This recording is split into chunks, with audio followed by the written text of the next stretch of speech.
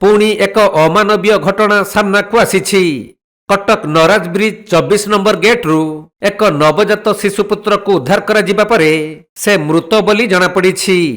तेबे कही शिशुटी को नदी रे पकाई देइथिबा बेले ताहा भासी भासी आसी गेट रे लागिथिला।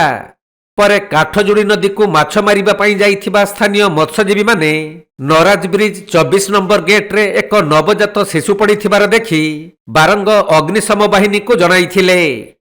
तेणु घटनास्थल रे अग्निशम बाहिनी कर्मचारी माने पहुंची मृत नवजात शिशुपुत्रटी को उद्धार करथिले।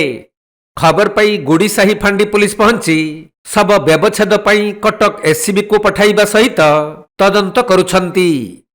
तेबे जदि शिशुपुत्रटीर मृत्यु होइथिला ताहले ताकू विधि मुताबक पुति देबार नियम रहिछि।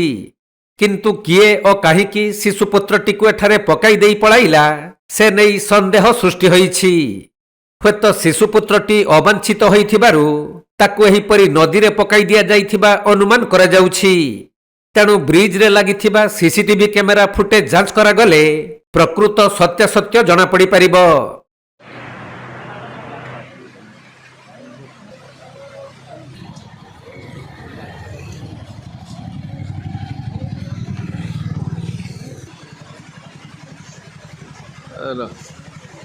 ता हाथ को नहीं फुलबाड़ी हार्नेस को धबर।